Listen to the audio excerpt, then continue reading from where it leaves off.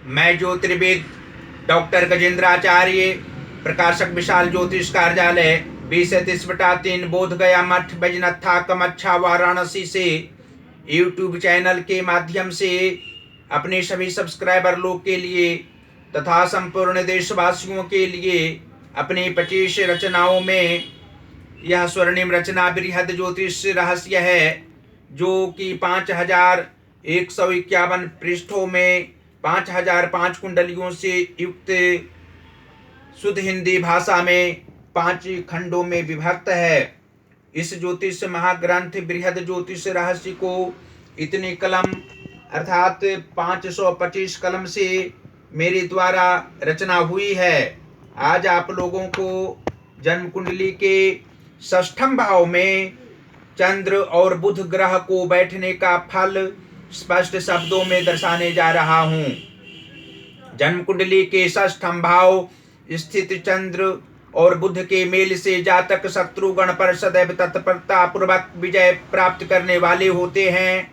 कभी कभी ये अपने ही शत्रु व्यक्ति को भाग्योदय का द्वार खोल देते हैं। इस भाव के शत्रु भाव व ग्रहों के दुष्प्रभाव से ये दोनों ग्रह का प्रभाव जब कम हो जाते हैं तो व्यर्थ काम में लगाकर इन्हें शत्रु व स्वजन दुष्प्रचार करते हैं, जिससे जातक के प्रति श्रद्धा भाव अन्य लोगों से कम हो जाता है।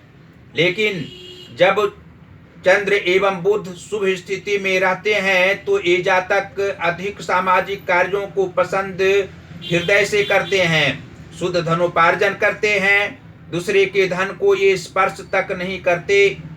व्यक्तिगत रूप से कई उपकार इसके द्वारा होते हैं। इसके प्रभाव से आयु के 32वें वर्ष से 53वें वर्ष तक अनेकों प्रकार के सुखानुभव प्राप्त करते हुए पूर्व कार्य करने वाले होते हैं। इनकी आयु अवश्य ही 89 वर्ष से कम नहीं होती और पत्नी से 1 वर्ष के उपरांत यानी बाद में जातक की मृत्यु होती है। भगवान शिव आराध्य इनके होते हैं। इनकी कृपा से भी छठे भाव में चंद्र एवं बुध के मेल से जातक सर्वोच्च विद्याओं व कलाओं से संपन्न हो सकते हैं। ये दोनों ग्रह जिसके कारण वृद्धावस्था तक सुखमय जीवन प्रदान करेंगे, सर्वदा इसके शत्रुजनों को नाश का उपाय कर इसे सफलता दिलाएंगे। और यह भी स्पष्ट शब्दों में आप लोग जान सकते हैं कि जन्म कुंडली के कर्म भाव के स्वामी बुध ग्रह हों तथा मातृभाव के स्वामी गुरु बृहस्पति हों तो षष्ठम भाव स्थित चंद्र और बुध के प्रभाव से जातक अपने कर्म क्षेत्र में अधिक सोच विचार करने वाले नहीं होते हैं, अपने कार्यों में दक्ष होते हैं। सहायता किसी से प्राप्त करने की अभिलाषा इनको नहीं रहा करती है। सहयोगी जनों से सहयोग प्राप्त होता है। मातृ सुख अवश्य ही इनको मिलता है। इनकी माता इनकी भावनाओं को समझने वाली होती हैं। आगे बढ़ाने में माता का योगदान 100% रहा करता है। और भाग्य भाव के स्वामी शुक्र ग्रह हों तथा धन भाव के स्वामी भी शुक्र ग्रह हों, अर्थात तुला राशि का धन भाव हो और वृष राशि का भाग्य भाव हो तो षष्ठम भाव स्थित चंद्र और बुध के प्रभाव से जातक का भाग्योदय 27वें वर्ष के उपरांत होता है और 38वें वर्ष से 43वें वर्ष के मध्य में राजयोग की प्राप्ति जैसा समय बना हुआ रहता है। इस मध्य में अधिक धनोपार्जन जातक करते हैं। धन का भाव ऐसे किसी भी काल में जातक को नहीं रहा करता है। जीवन के उत्तरार्ध भाग में जातक पारिवारिक सुख अधिक रूप में भोग करते हैं।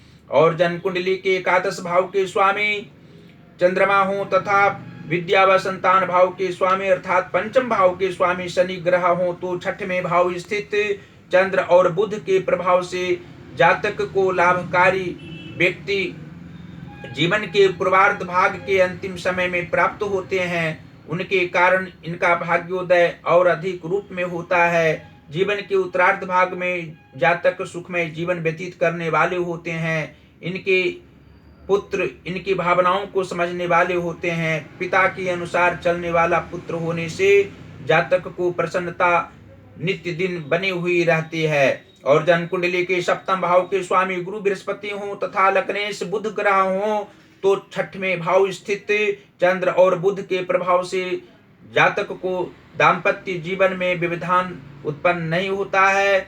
जीवन के उत्तरार्ध भाग में अर्थात वृद्धावस्था आने पर ही पति पत्नी की मृत्यु होती है। इनके परिवार इनके अनुकूल चलने वाले होते हैं। जातक की आयु दीर्घायु अवश्य ही होती है। और अंत में यह आप लोग जान सकते हैं कि जन्म कुंडली के छठवें भाव के स्वामी शनि ग्रह हों और आठवें भाव के स्वामी मंगल ग्रह हों तो षष्ठम भाव स्थित चंद्र और बुध के प्रभाव से जातक को मित्र सुख प्राप्त होता है। इनके ज्यादा मित्र नहीं होते हैं, लेकिन जो भी मित्र मिलता है इनको आगे बढ़ाने में सहायक सिद्ध होता है। और जातक धन व्यय करने पर आत्मिक सुख की प्राप्ति करता है। जातक अपव्यय करने वाला नहीं होता है। मानसिक तनाव में भी प्रशंसनीय कार्य करने वाला होता है।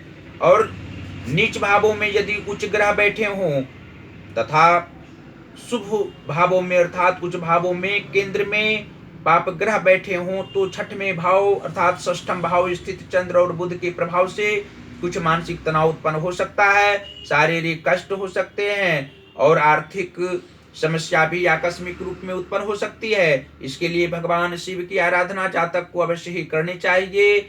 शिव पंचाक्षरी मंत्र और षडाक्षरी मंत्र का जाप करने से जातक को मनोवांछित फल प्राप्त हो सकता है। ऐसे छठवें भाव स्थित चंद्र और बुध के प्रभाव से जातक को पंचाक्षरी मंत्र अर्थात नमः शिवाय का मंत्र जाप करने से, तीन माला का जाप करने से सभी प्रकार के सुख प्राप्त हो सकते हैं। और मंगल का व्रत भी जातक को रखना चाहिए। हनुमान जी की पूजा अर्चना अवश्य ही करनी चाहिए। शनिवार और मंगलवार को जातक को पीपल वृक्ष के नीचे जल अवश्य ही सुबह में जलदान करना चाहिए और सायंकाल में पीपल वृक्ष के नीचे दीपक, मिट्टी का दीपक में सफेद तिल हो, दीपक दान करने से अवश्य ही शारीरिक कष्ट नहीं रहेगा, मानसिक कष्ट नहीं रहेगा और आर्थिक समस्या किसी भी रूप में उत्पन्न नहीं होगी। और अंत में फिर इस ज्योतिष महाग्रंथ बृहद ज्योतिष रहस्य को मंगवाने के लिए अपने अपने घरों में आप लोगों को कहेंगे। आप लोग पुस्तकालय में इसको रख सकते हैं। इस ज्योतिष महाग्रंथ को विद्यालय से लेकर महाविद्यालय हो, विश्वविद्यालय हो, प्रत्येक जगह इस ज्योतिष महाग्रंथ बृहद ज्योतिष रहस्य को रखा जा सकता है। इसके ज्ञान से ज्योतिष शास्त्र का बृहद ज्ञान होगा। आप लोग ज्योतिषी के समान आत्म ज्ञान को प्राप्त करेंगे। और प्रकाशकीय कार्य हम यहाँ करते हैं।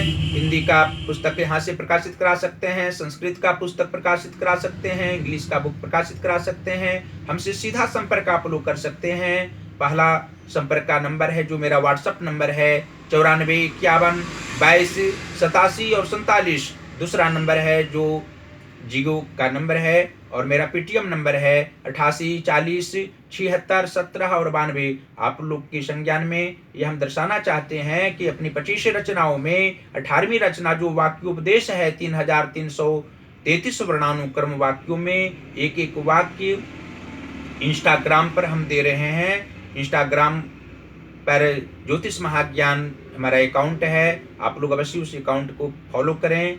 और फेसबुक पर भी हमारे सभी वीडियो को आप लोग देख सकते हैं। फेसबुक की आईडी है गजेंद्र आचार्य ज्योतिर्विद। इस आईडी को खोलेंगे तो अवश्य ही हमारे सभी वीडियो को आप लोग पाएंगे। और आप लोग ज्योतिष ज्ञान के अलावा अन्य शास्त्र, धर्मशास्त्रों का ज्ञान आप लोग प्राप्त करेंगे हमारे वीडियो के माध्यम से। आप लोग यूट्यूब चैनल को अवश्य ही सब्सक्राइब करें, घंटे का बटन दबाना कदापि ना भूलें और हमारी सभी वीडियो को आप लोग शेयर करते रहें।